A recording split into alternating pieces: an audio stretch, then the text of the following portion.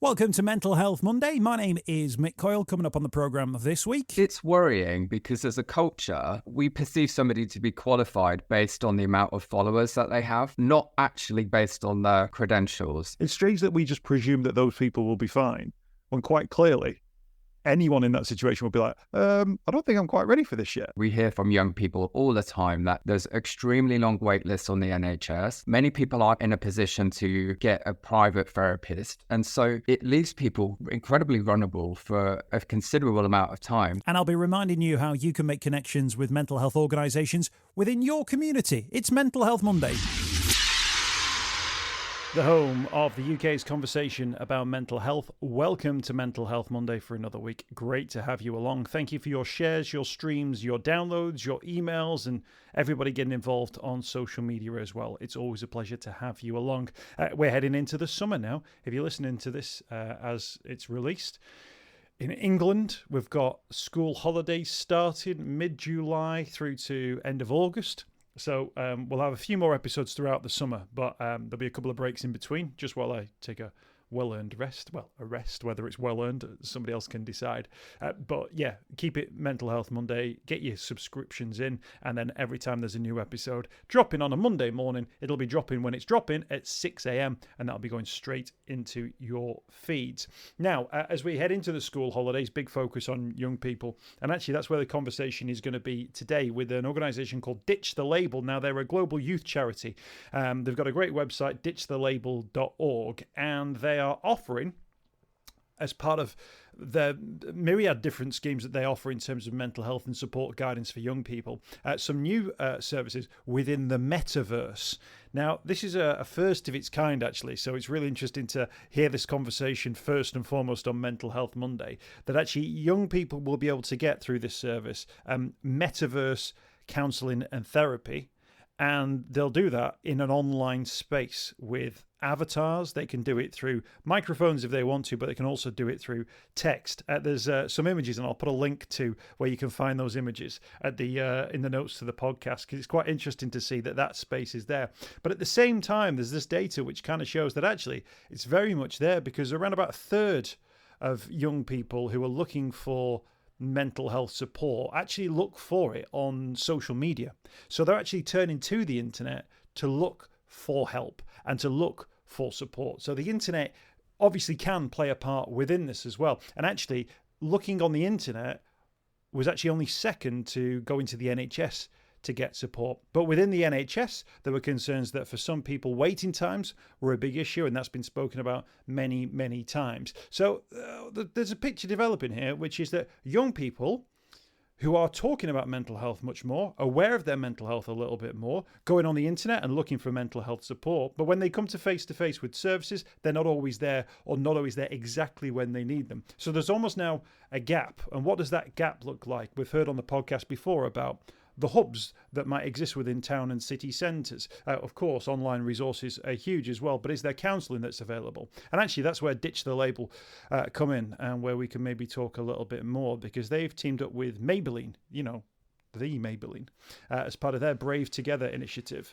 And what they're going to be doing is offering free one-to-one support online to the tune of 17,500 hours, which seems like quite a lot over the course of the next 2 years. So fingers crossed, people who need that support can get that support. Let's get that name out there, ditchthelabel.org. That's ditchthelabel.org, where people can find out some more information. And fingers crossed, it can make a real difference. I started off by talking to the CEO of Ditch the Label, Liam Hackett, about the fact that young people quite clearly are looking for help and guidance. And when they are looking for that help and guidance, they're turning online, in many cases, to do it. It's definitely a powerful stat, and it is concerning. But, we talk about social media a lot, and mostly we talk about the dangers and the harms that it can create. But actually, this is really powerful evidence that social media brings a lot of good into people's lives as well. You look over the kind of past 10 years and look at the cultural shifts around mental health. People are becoming more open, they're becoming more educated, they're becoming more connected with resources and communities of people and creators who are talking about these topics. And so I think social media is really creating a new layer of openness, and the internet just gives you immediate access to learn more about yourself, to access tools and resources to benefit your mental health.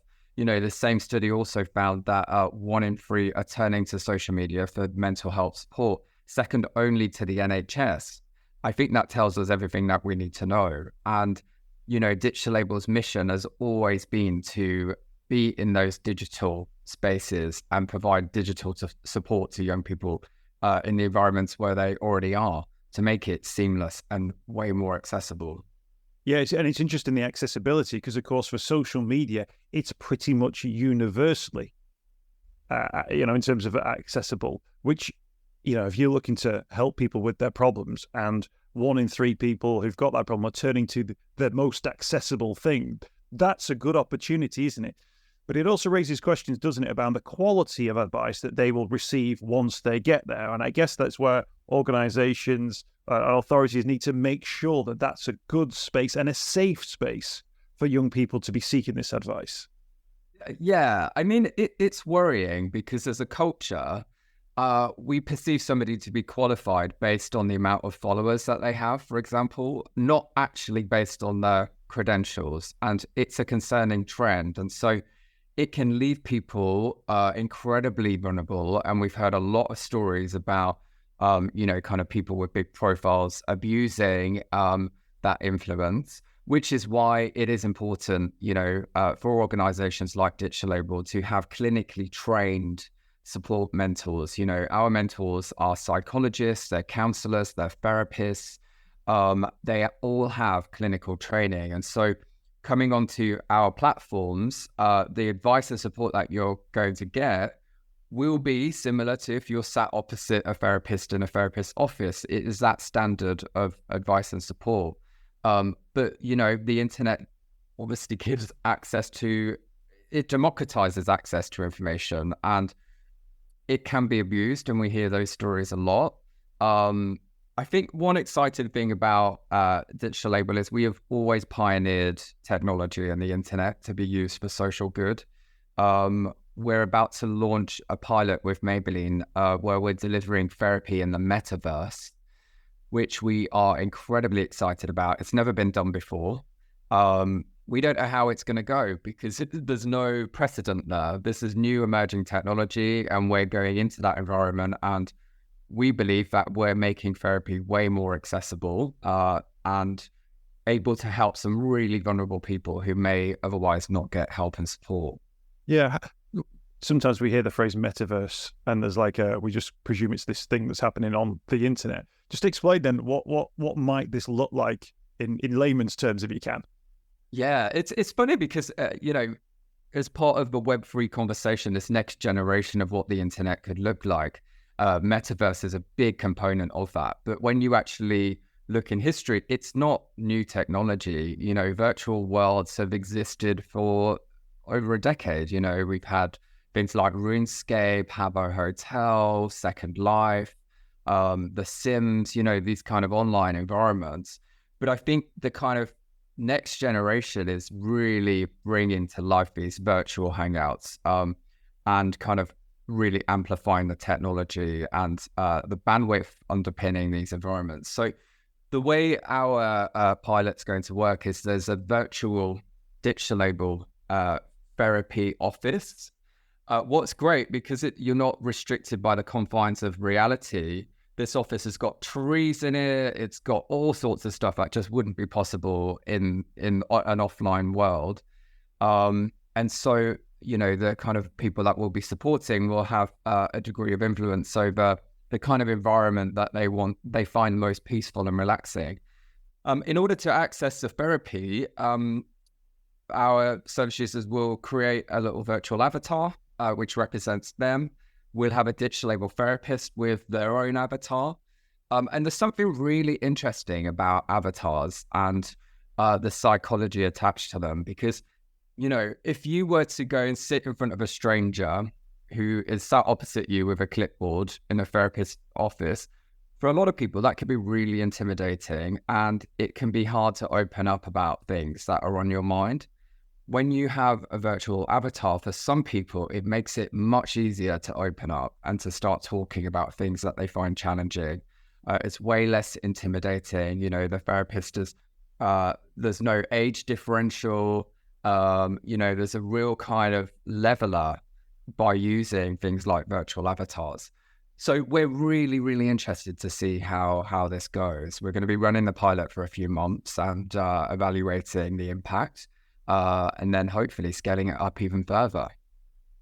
Yeah, and I think everyone's always looking for the best use of technology. So when they see these new opportunities come your way, you obviously think, how can we make this work for us? What are the perceived sort of downsides or risks you think around this sort of space? You must have sort of weighed that up, that there's an element of unreality to it, albeit an accessibility, but there's that thing where it's not quite real. What sort of conversations are you having to sort of make sure that just ethically everything seems to sit right, and that although it's in this unreal space, it's a very real situation you're dealing with? Well, naturally, the therapists that we work with are cautious. And when you look at what happened during the pandemic, therapists had no option but to turn their work online and started to host sessions on Zoom. And to be honest, this was quite a novel concept. It wasn't really that popular before the pandemic. And so this entire kind of sector have had to evolve to technology. I think one of the biggest challenges is, therapists really rely on body language and non-verbal cues. So actually sitting opposite somebody, seeing how they react, seeing how they're sat, it can give a therapist a lot of information that can really assist in the advice that they're giving. Obviously, in a virtual environment, they're not going to have that. We are going to offer it in text, as in typed, and also microphone. So, for some of our young people, they don't want to speak on a microphone. It might raise anxiety, and that's totally fine. They can type it.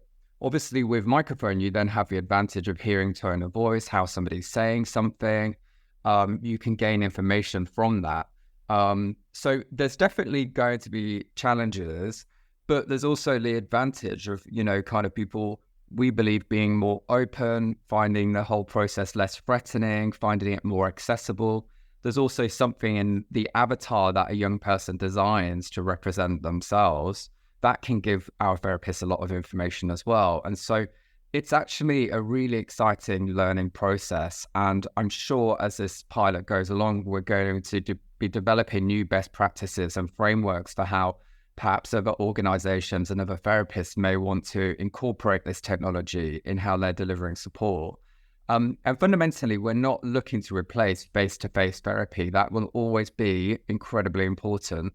What we are looking to do, though, is bridge that gap. We hear from young people all the time that there's extremely long wait lists on the NHS.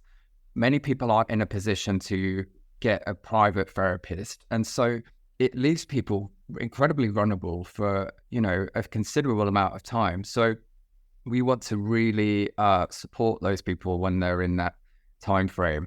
And the final part of it as well is, we hear from a lot of young people who are agoraphobic, have severe anxiety, are severely depressed. And the idea of actually leaving their home straight away can actually be really, really stressful. So this can actually be a really calm and, gradual process to help them battle things like anxiety and agoraphobia. Yeah, actually, the survey results that you got sort of show why that's so important as well. 33% struggled to access support, as you say. Almost half of them were related to waiting times as well. Strikes me that it's great to have this sort of set of tools, if you like. That you go, we can't get you into a session because there's this waiting list, but there's 17,500 sessions that you guys have got running through this new collaboration that might be available as well, that a young person might go, okay, I'll go home and I'll take a look at that, as opposed to thinking, fine, I'll just wait 6 months and see where I'm at then. Yeah, and if you're struggling with something like depression, and you may have feelings of hopelessness, everything may be harder, it may feel like the world is up against you, hearing that you have an enormous wait list, there's nobody there to support you, you can't access private therapy, can make somebody feel really defeated and can lead to really negative outcomes. And so, Digital Label is here to support them. And it's not just therapy in the metaverse. We have an online support community, which is fully facilitated by clinically trained mentors. What's so incredible about this community is somebody will sign up and they may talk about anxiety about going to school the next day, for example. And then other community members will join that conversation. We'll say, oh, I also experienced that. I know exactly how you feel. Have you thought about this? And then our mentors will come in, they'll give advice and support. And so there's so many different ways that a young person can get support from Digital Label. It doesn't have to be a 50-minute session with a therapist, because not all situations require that. No, absolutely. Can actually, just from a young person's point of view, so often we hear about the trends, if you like, about what young people are looking for. And I know certainly, particularly during and after the pandemic, a lot of talk around eating disorders became a big talking point, stress and anxiety around exam periods, but then sort of stretching out around life in general. What are you seeing in terms of those sort of searches? What are those issues that keep coming back again and again? And what are those issues that you're starting to see maybe emerging that are maybe a little bit new, maybe something that you're thinking, maybe we need to get a little bit of different provision in place for this? So all of those issues that you raised, we've seen a noticeable increase. We've seen a significant increase in social anxiety, in loneliness. We've actually seen a huge spike in revenge porn, and young people being extorted over nude images. We don't know what's caused that spike, but what we do know is that online toxicity exploded during the pandemic. Online hate and abuse and racism had just absolutely snowballed. And so we think there's a relationship between the rise of online hate and toxicity and extortion. And yeah, we're really kind of, I think there's sometimes a misconception that just because, the pandemic, it was a few years ago, things have moved on, everything's fine, but things don't just fix themselves overnight. That period of time for a lot of people caused trauma, which takes a long time to heal and to move beyond. And so we're still experiencing this hangover from that period of time, which caused a huge amount of uncertainty, a huge amount of stress. A lot of people experience grief and bereavement. It was incredibly traumatic. And so I think we're still experiencing the kind of aftermath of that. I think we've got to bear in mind as well that there are adults now who were actually the 15-year-olds who had the GCSEs cancelled, who then didn't take their A-levels properly in terms of like how they were told it was going to go. They now finding themselves in either adult life or at university. And they've not actually hit, all those markers that you or I sort of hit around, leavers dues or proms as they call them now, first day of college. Like they lived in this sort of weird virtual space for a bit and then it sort of filtered back in. Now they're suddenly now in like the big glaring lights of adulthood. There's none of those things are in place anymore because the pandemic is, quote, over. And yeah, it's like, go on, deal with it. Like, deal with it without having hit all those things, those little bridges that we build for ourselves to get us there. It's strange that we just presume that those people will be fine, when quite clearly anyone in that situation will be like, I don't think I'm quite ready for this yet. They were robbed of rites of passage, and these are big moments in somebody's life, and they weren't allowed to experience them. Kind of people go to university for the first time, and we heard from a lot of young people who had just moved away from home. The pandemic had just begun, and then they were in lockdown with, house of people they didn't necessarily know or get on with, and couldn't go and see their family members. And it was their first time away from home. So when you create trauma around a first experience, it then makes follow-on experiences traumatic and scary.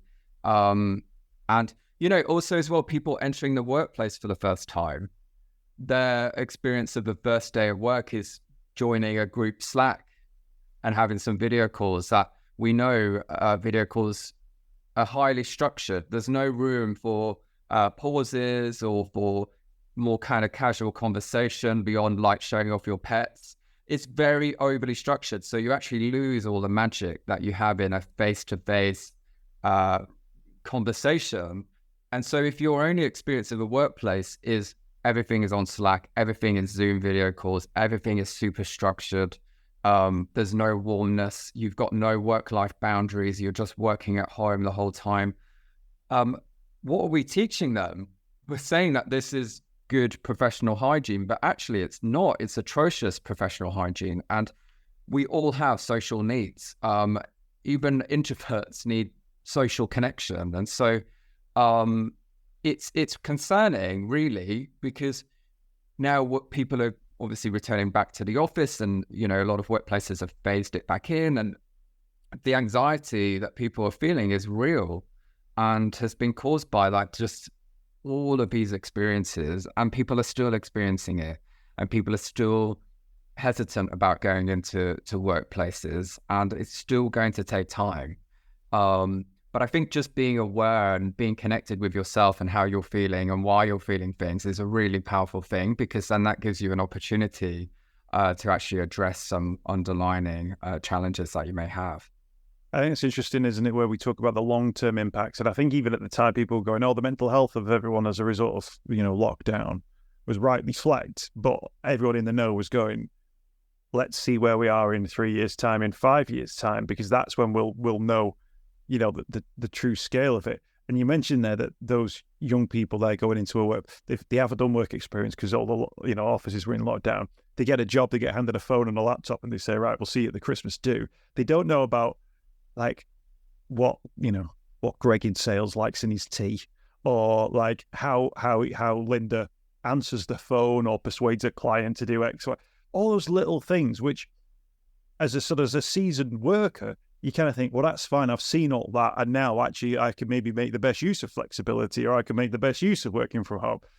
Whereas those young people, they're going, right, I just have to deal with this now. And you could understand why, if they've not dealt with a trauma or they've not dealt with an issue from 3-4 years back, it's not going to be something like, I get it now, I can just crack on. That's when counselling is required. That's when you need someone who knows what they're talking about to go, actually, if you're struggling to cope now, let's just take you back to when you were 16, or let's take you back to that experience you had at university.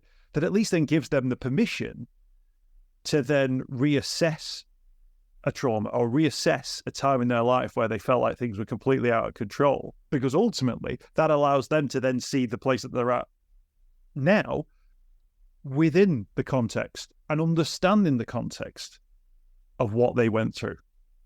Yeah, and they need to be given that opportunity of somebody asking them, how was it for you? How are you feeling now? Because they were ignored during the pandemic. They weren't prioritized. The focus was on everybody apart from young people. And I would say that there's been a huge disservice, and, it's been horrible for them. And they need to have spaces like Ditch a Label where they can get help and support, and where somebody is going to understand them and ask them how they are. And I think what you're saying as well about the workplace element is, every job comes with an element of stress. There's parts of every job that we don't want to do, that we don't like. The whole point is that you should enjoy the majority of your job. But the point is, there are stressful moments in organizations. And when you're working in silo and you're holding on to that stress by yourself, it can be really detrimental. And, kind of when you're in an office environment and everybody else, there's a collective stress, there's humor, people process it, people talk about it. You do things together as a team. You know that you don't own that stress. You don't have to hold on to it. You're not alone in it. And I think humor is really such a powerful tool, and really is incredible in an office environment and a workspace. And when you're just working on Zoom and Slack, you don't have access to any of that. And unless you've experienced it, you don't necessarily appreciate how powerful that connection with other people really is. And just kind of like the magic of sitting face to face with your colleagues and just chatting, and it doesn't have to be super structured, and you don't have to have a complete agenda and, kind of there's beauty in it not being structured and it being ad hoc and just being in a really nice environment that is away from the home. And so if you haven't ever experienced that, how do you know? You don't know what you don't know. And so that's where, things like therapeutic support can come in really handy, because, therapist's role is not to necessarily tell you what to do. It's to challenge your thinking and how you see things so that you can come to that realization yourself. And that's what our support mentors are here to do. Yeah, absolutely. We mentioned this collaboration with Maybelline New York, 17,500 hours of support over the next 2 years. So that's a big old chunk that's available for people. Can you tell us, Liam, then, who's it available to? What age do they need to be? How do they need to make those connections so that they're thinking, actually, this is something I might want to be part of? Anybody between the ages of 12 to 25 can have access to our support, and it doesn't matter what you're going through, we will support you. So whether it's mental health, bullying, coming out, body image, relationships, whatever it is, our mentors are here to help you, and it's completely judgment-free, it's confidential, it's free of charge, and it's really quick and easy to get the help and support. All you need to do is to go to ditchthelabel.org. You get instant access to all of our support resources, our online community. You can speak to our trained mentors on the platform as well. It honestly is so easy. Excellent stuff. Well, we'll point people in the direction of that website. They can find out some more information, ditchthelabel.org. Liam Hackett, thank you so much for your time. Really appreciate you speaking to us today. Thanks so much. I hope you've enjoyed this week's podcast. Thanks for checking out Mental Health Monday. My name is Mick Coyle. You can find me on Twitter at Mr. Mick Coyle. You can also find me, Mick Coyle, on Facebook as well. Don't forget, if you want to speak to somebody about your mental health, you can do so. The Samaritans, free to call on 116 123. You can find mental health services where you are. Just look for the Hub of Hope. Type in your postcode. It'll find those mental health services close to you. And for support in a crisis, you can text SHOUT to 85258. That's if you're experiencing a personal crisis, you're unable to cope and need support. Shout to 85258. That's a text line. Do get involved in those services. In an absolute emergency, always remember the number to call is 999.